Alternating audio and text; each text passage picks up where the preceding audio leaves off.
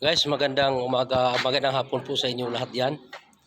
Narito po kami ngayon sa Baguio. Iikot po kami ngayon sa strawberry farm dahil yun nga, medyo ito yung pagkakataon na makapag-gala-gala dahil wala po tayong pasok ngayon guys. Kaya kami ay mag-iikot po ngayon dito sa Baguio. Una po namin ikutan itong strawberry farm. Kasama ko po ang aking asawa at anak. Ito guys, nauna lang sila naglalakad.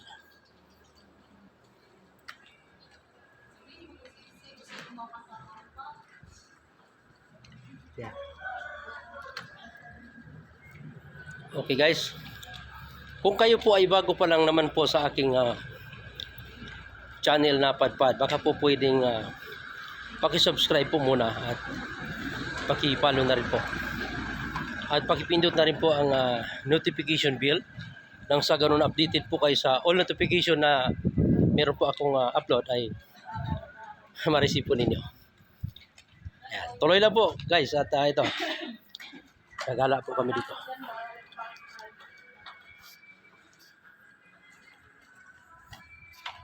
Guys, dito na po kami sa may bukana pa lang po. Makikita po natin dito, ayan o. Bahagi na yan, mga litos po yan.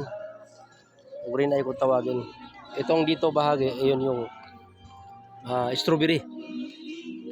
Ayan, madami pong bunga. At ito naman sa bahagi ito, malalim po ito, irrigation para sa apawan po ng tubig kapag bumaha po ito para maproteksyon itong kanilang mga pananim.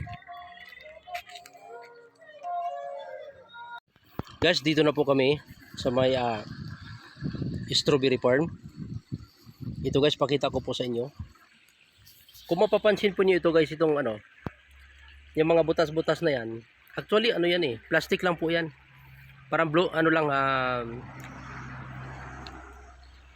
yung parang sako na mahaba lang siya. Parang ang dipinsa po niyan, kaya may butas-butas para po dyan po itatanim yung seedling ng mga itatanim po nila dito. Either green eye, yung tawagin na litos, or yung strawberry. Ganyan po ang preparasyon.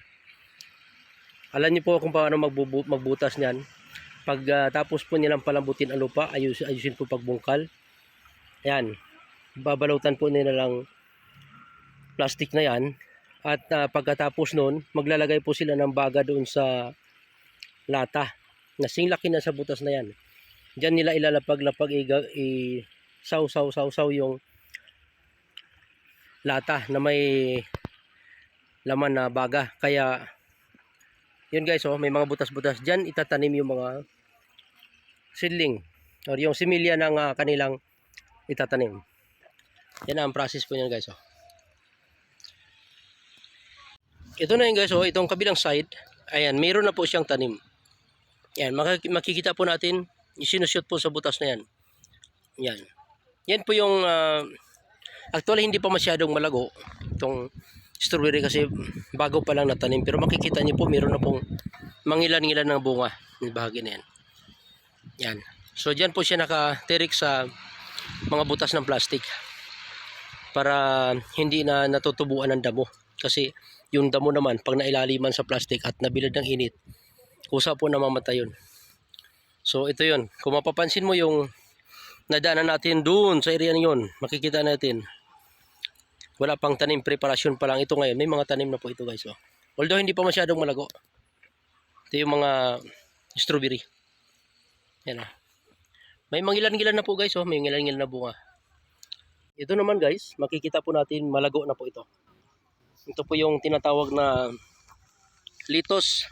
Ito, litos o kaya green eye. Yun po yung pagkatawag nito.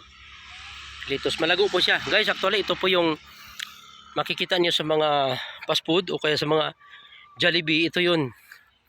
Yung mga dahon na pinangtatapping sa mga burger, ito yun. Malawak po yan guys, Litos po yan guys. Tawagin green eye. Malapad po yan. Ayan o. Yun, napakalago guys oh. Ang ganda. Napakalusog ng kanilang mga dahon. Ayan o, alagang-alaga po ito guys eh. Ito naman guys, strawberry din po ito. Mapapansin po natin, medyo malago na po siya. Hindi katulad nung sa una kong nabidyohan diyan sa dinaanan namin na medyo madalang pa lang. Ito malago na po. Ito yung strawberry guys. Malago na po siya oh. Pero konti pa lang yung bunga. Wala pa sa tamang panahon yung kanyang pagbubunga. Malapad po yan guys oh.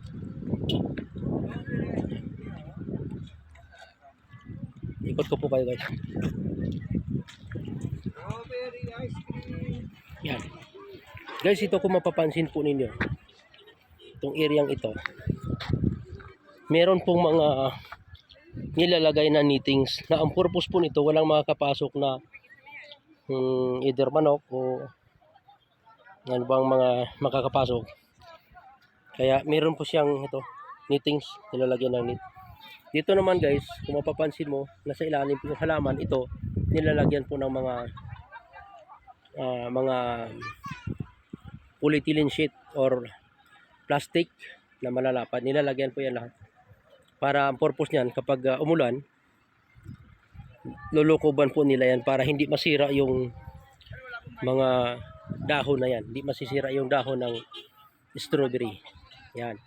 Pinangingingatan po yan dahil yung alam naman po natin na bagsak na ulan, napakalakas po. Kaya ginagawa niyan, meron po talagang sariling pagdidilig. Dinidilig lang nila yan. Tapos pag may init, binubuksan nila yan katulad yan. Pero pag umulan, tinatakpan po nila yan. Nang sa ganon, hindi mabulok yung mga dahon. Yan o. Tuloy guys, madami po dito. Nag-iikot ngayon dahil long weekend po kasi ngayon guys. Kaya ito, mapapansin mo natin, napakadami pong nag-iikot. Nag-video rin po sila. Yan guys o. Malapad po ito guys o. Dito po yung mga pataniman po dito, lahat ng mga gulay o mga, although halos strawberry itong dito nakikita po natin guys. Yan, dito naman sa bahaging ito, dami po mga nakapalibot na mga tindahan.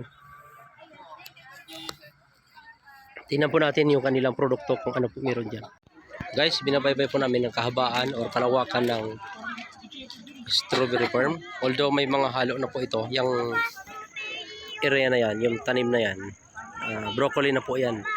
Yung mga nakahangir, kasi by layer na po yan po yung strawberry. So malapad po yan guys oh. Punta ron. Binabaybay namin yung kahabaan na yan guys oh. Yan. Ayan. Kasama ko po ang aking asawa at ito yung aking anak oh. Guwapo. Ayan. At hanggang sa nakarating kami dito, ito yung pinaka papa ng strawberry na nakahiga lang talaga. Ito na yun. Ayan guys oh. Yun na yung pinaka lolo na siguro na ito. Pinakamalaki, hindi na gumagalaw itong strawberry na ito, nakahiga lang. Yun yung pinakamalaki na nila.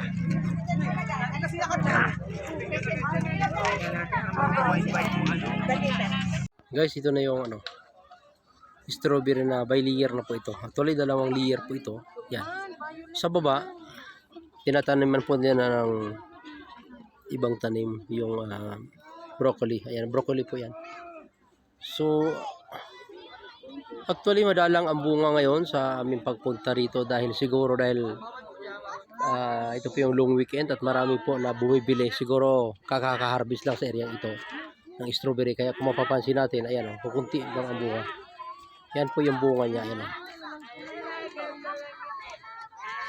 yan, kunti lang po yung kanyang bunga. Siguro na-harvest na yung mga kulay red dito dahil sa time po ng harbisan, dahil dami po kasi yung mga bumibili.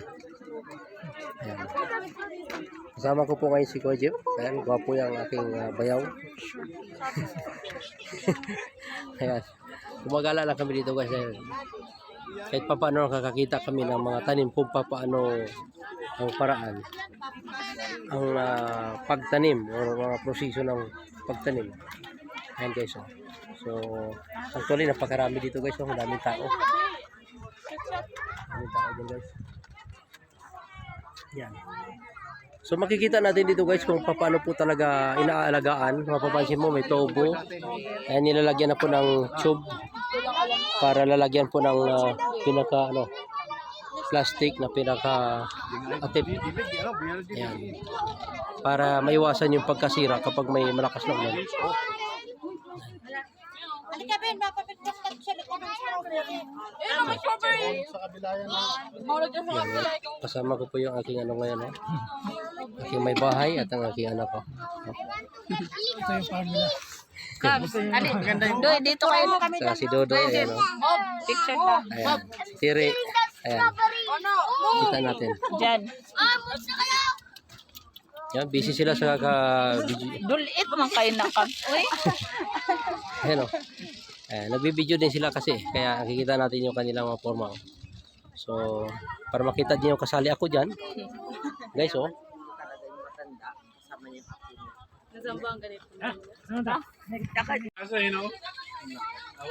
So guys, kami po ay pauwi na. So,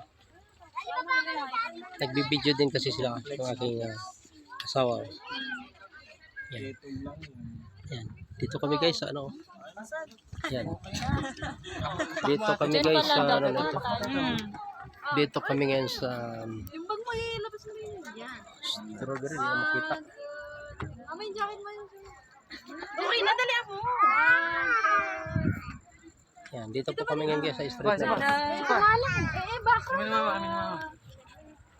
One, two. Gen tong kapatid.